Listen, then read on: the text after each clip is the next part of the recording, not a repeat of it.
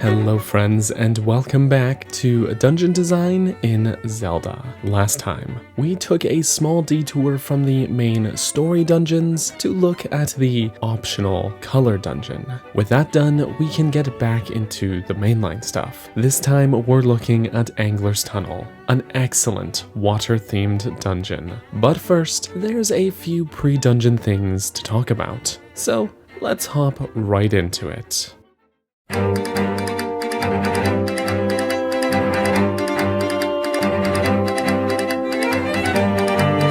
As was the case with the Power Bracelet after Bottle Grotto, our recently acquired Pegasus boots from Key Cavern will give us access to new areas of Koholint Island. But in order to get into the next dungeon, we'll need to find the key. A nice detail that I'm quite fond of is that the dungeon entrance, while locked and inaccessible, can be stumbled upon long before this point, and will likely be a memorable landmark that will stick out in players' heads. In order to find that key, we'll have to make our way over to the Yarna Desert, out past Animal Village, in the far southeastern corner of the island. There's a fair amount of exploration required to get here, with this underground passage being somewhat obscure, but nothing a bit of sleuthing can't solve. The highlight here, though, is escorting Marin to Animal Village, so she can get this walrus to move out of the way for you. There's something incredibly charming about these scenes with Marin, and the little bits of commentary and dialogue she will give you. There's a lot of heart in these moments. In the desert, we'll end up having to take on an overworld boss, the Landmola, who guards the Angler Key.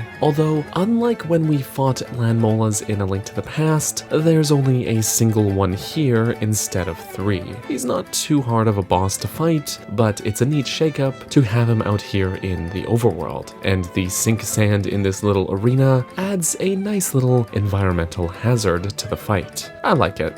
With the Angler Key in our hands, we can return to Telltale Heights to unlock the dungeon entrance, but there's still a bit of work to be done to get inside. The keyhole is placed on this ledge, but the actual entrance is not accessible from here, so we have to explore through these caves in the Telltale Mountains to make our way above the dungeon and then jump down to the entrance. Just as was the case with A Link to the Past's Death Mountain, there's a lot of fun to be had weaving in and out of these caves and mountain ranges, which are all packed with secrets and goodies. And there are some really nice cinematic moments here. I can only imagine the impression that this must have left on players back in 1993. It's lovely, and I have to say that this is my favorite dungeon lead-up quest in the game so far. It's, for the most part, all very exploration heavy and engaging, and the moments that aren't are instead charming and,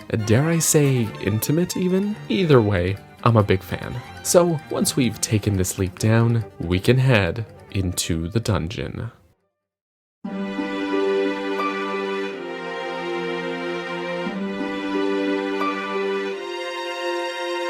This is Angler's Tunnel, and aside from the boss fight, which we'll come back to that, this dungeon does nearly everything right. What is it about 4th dungeons in Zelda games being so good? In terms of architecture, I quite like it here in either version. The original has this nice teal and blue color palette, which I love. As far as what the Game Boy could achieve, this is a downright nice looking dungeon. The colors really pop. The remake reinterprets it to lean more into the stony cave wall aesthetic that the first 2 dungeons had, but still differentiates itself by adding plant overgrowth everywhere, as well as a fair amount of extra detail Detail and Flourish. These two versions are pretty different in that respect, but I like them both. I think the teal and blue stands out a bit more, but the added details of the remake, especially the greenery all over the place, are really easy on the eyes too, and a good fit for a water dungeon like this. We also have a perfectly tuned sense of progression up the difficulty curve with this dungeon, both in how it handles its navigational focus, as well as the enemy variety, with new enemies introduced here such as Peahats, Water Tektites, and Helmasaurs, as well as a collection of familiar baddies that we've fought already. But before we get into all of the ways that this dungeon frankly excels, let's talk about the music for a moment. Something I've only briefly mentioned before is that the dungeon themes so far have sprinkled in bits of the cave theme here and there, and integrated it into a larger, more complex dungeon theme, often alternating between that and something a little more tense. Now, I like the cave theme. It's mysterious. It's already a perfect vibe in the original version.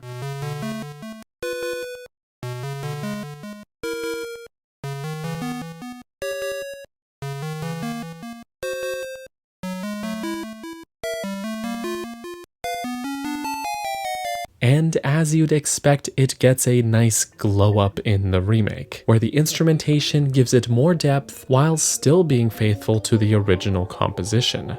Great.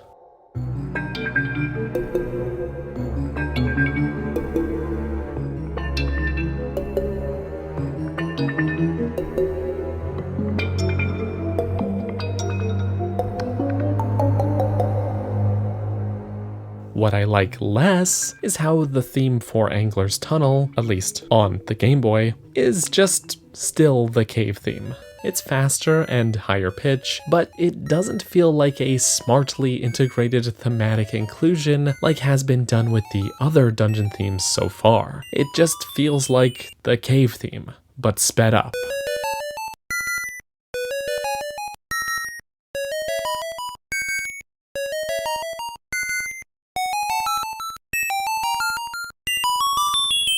The remake, however, updates the track in a brilliant way. It basically keeps the Game Boy chiptune version of the song intact, uses that as a starting line, and then says, hey, let's write a water level theme here for real this time. And the results are beautiful. There's some harp and calming string movements and brass that washes over the whole thing.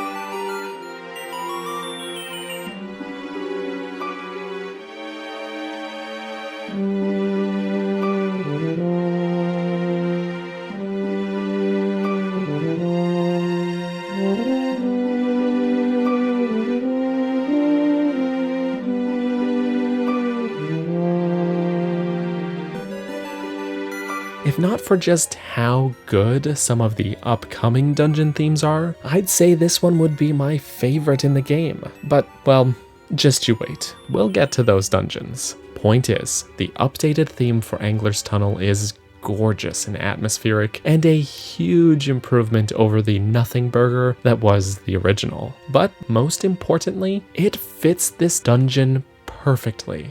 As for actually playing through the dungeon, it's really good. And it's always been good. In broad strokes, the dungeon is shaped like a fish, but it certainly is not held back by that. It has a large central room that everything branches off from, lots of twisting, winding, navigation, crisscrossing, loops in the path and shortcuts, lots of keys and locked doors, obstacles that you need the dungeon item for, ability item gating progression, everything you'd want in a navigation-focused dungeon is here. It's a big tangled knot that you've got to pick apart, and I love it. Something I think the dungeon does exceptionally well is what I've often referred to as the old treasure chest tease, though in the case of this place, they use it for more than just treasure chests. In short, the layout is made in such a way that you can often see enticing things before you can actually reach them, playing to your natural sense of curiosity. For example, we can see the chest with the boss key from as early as the second room, and regardless of which of the branching paths you take from the start, you'll see glimpses of things you could get by taking the other path. So if you went through these lower doors first, you would see this chest out of reach. And if you went up the stairs and around the balcony first, you'll get to see glimpses of these rooms and even the main central room. In either path, you'll get teased by this plus-shaped intersection, which you can only pass straight through. But in either case, you can see that there is another way to go. This stuff all keeps you constantly mindful of the bigger picture as you explore the dungeon. No matter which way you take, while you may hit some dead ends and have to turn around, you'll always make some amount of progress. You'll still find something worthwhile while exploring any of these branching paths. You'll just have to make sure to check all of them eventually in order to fully complete the dungeon. But the order in which you do that is up to you. One of the biggest differences I noted between the two versions of Angler's Tunnel is how the remake's added seamless scrolling impacts the dungeon experience. I think it's great, though sometimes screen transitions are still used, as has been the case throughout all of the dungeons. But I think I'd rather they had just gone all in on the seamlessness in this case, as it's one of those updates that really feels like it enhances the overall experience. And with the way the dungeon is always teasing you by showing you things you can't reach yet, ditching the screen transitions to keep that seamlessness intact wouldn't harm anything. There's nothing they need to keep out of view, but that's a very minor nitpick of mine.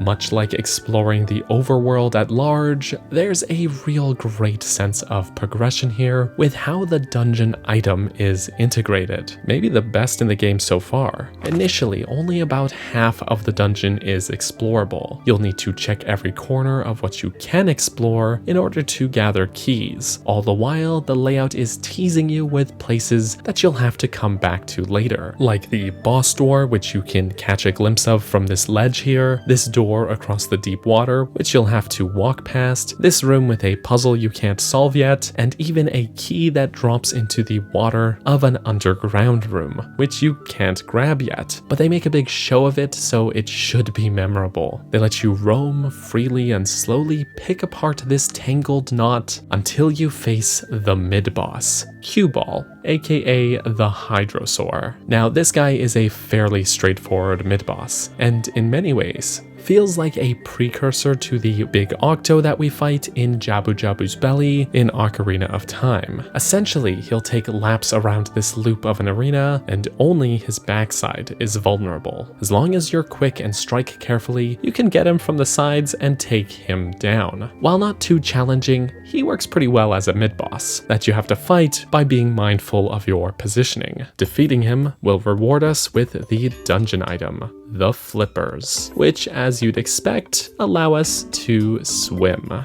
Now suddenly the entire dungeon is open to us. Marvelous. See, Angler's Tunnel has used deep water as both a hazard and a way of denying us access to certain areas, and has been doing this consistently from the start. With the ability to swim, however, no part of this dungeon is off limits, so areas that were previously hazardous can be swam through with ease, removing that obstacle. And several new paths are accessible or even just have new shortcuts that we can swim across. And to top it all off, the flippers are permanently auto-equipped, meaning there's no fiddling around with menus here. I know, I said I wasn't going to complain about the inventory management anymore. That's not what I'm doing here. I'm just saying that in this instance, it isn't an issue.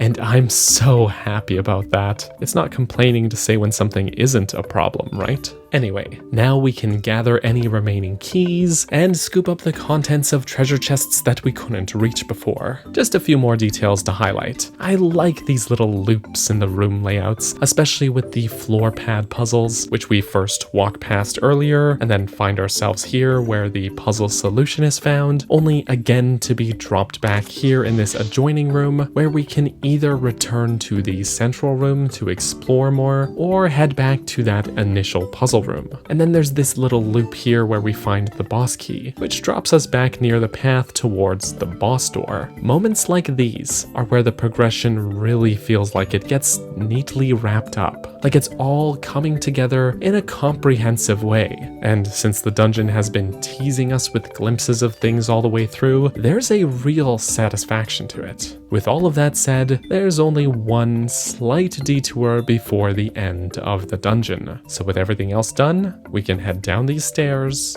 and confront the dungeon boss.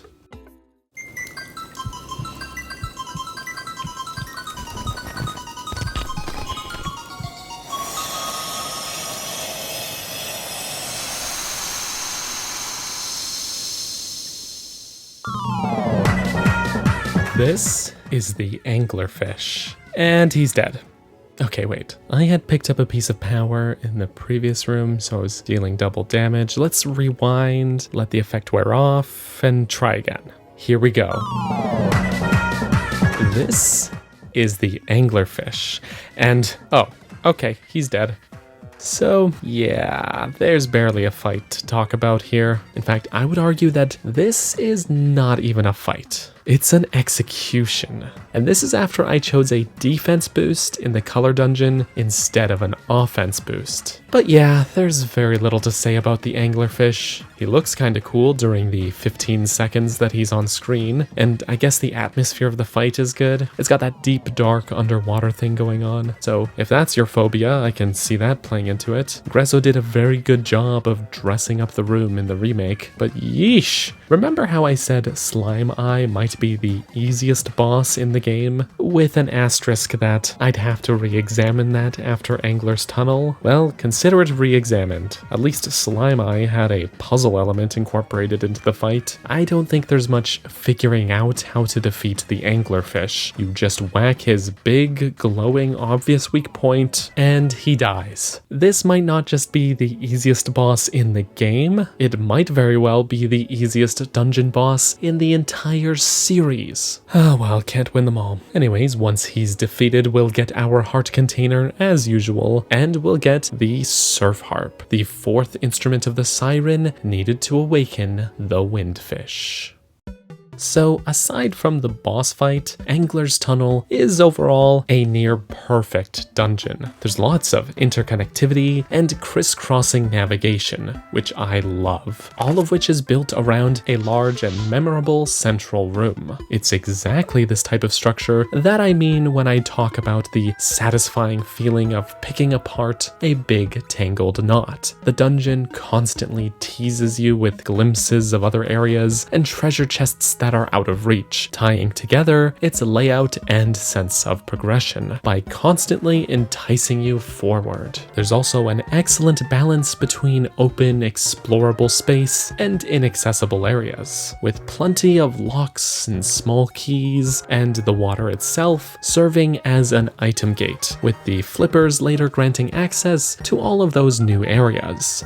Fantastic stuff. And while getting small keys is pretty standard when it comes to dungeon progression, I enjoy the way this dungeon turns something as simple as that into a memorable moment. Like when we have to make this jump with the Pegasus boots to get into this side room for a pair of keys, or when this key falls into the underground passage, and landing just out of reach until you get the flippers. Putting such emphasis on those moments makes it feel so satisfying to just collect those keys. I think this floor pad puzzle is pretty neat. I think it could be brute forced through, in theory, though I've never tested it, since the tile order appears to be random from playthrough to playthrough. Though I'm usually not a huge fan of a puzzle simply being that you have to take note of something in one room and replicate it elsewhere. It just makes it a little less exciting to figure out, but it's not an outright design sin either, and Link's Awakening doesn't do it too often.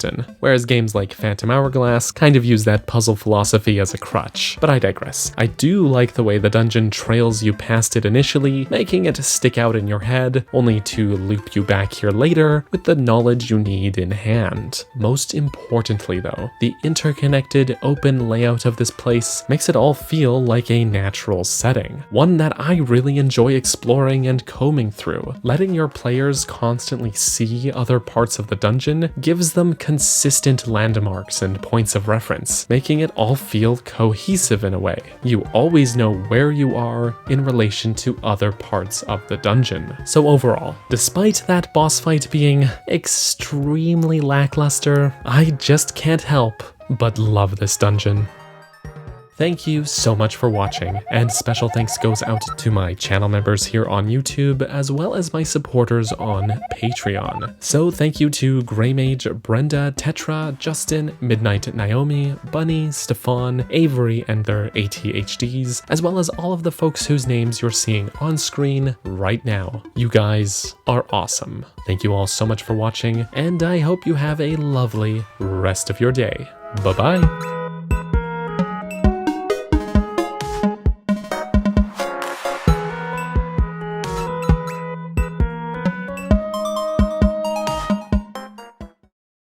Thanks for making it to the end of the video. Since you watched all the way through, here's a bonus tidbit for you. So, one of my patrons, Darren, recently sent me a video from the channel Press A, in which the creator claims that it is possible to soft lock yourself in the original Game Boy version of Link's Awakening. I'll put a link in the description to that video. However, as Darren pointed out to me, they never actually show footage of it in that video. They tell you you can soft lock yourself, but they never actually show you. So I did what any reasonable person would do, and decided to double check for myself. Now, the original version of the game is not on NSO, which is how I've been playing on the DX version, so recording footage is a bit tricky, but I still had two options. I have the Zelda Game & Watch, which has the original version of the game, and I also have an original Game Boy cartridge of the game. Since the Game & Watch is so small and I can only record off screen, I decided to dust off my Super Nintendo, plug my Link's Awakening cartridge into my Super Game Boy, and then plug the console into an HDMI converter, and then into my capture card, and voila! This is unfortunately the best I could get it to look, but there you have it. We have Game Boy footage, right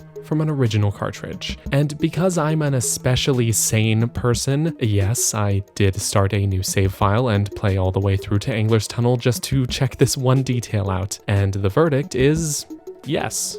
Press A is correct. You can indeed make this jump with the Pegasus boots and Rock's Feather, and potentially spend keys out of order to softlock your dungeon progress. Now, I went and made the jump before grabbing the necessary key because I didn't actually want to softlock myself, but I can indeed confirm that the jump is possible. Now, this is not possible in later versions of the game because the floor tile you would need to jump off from was removed, with deep water taking its place. So you simply don't have that jumping off point anymore. So this does not work in the DX or Switch versions of Link's Awakening, only in the original monochrome Game Boy version. Anyways, that's your bonus tidbit for the day. Thank you, Darren, for inquiring, and thank you all for watching. Bye-bye for real this time.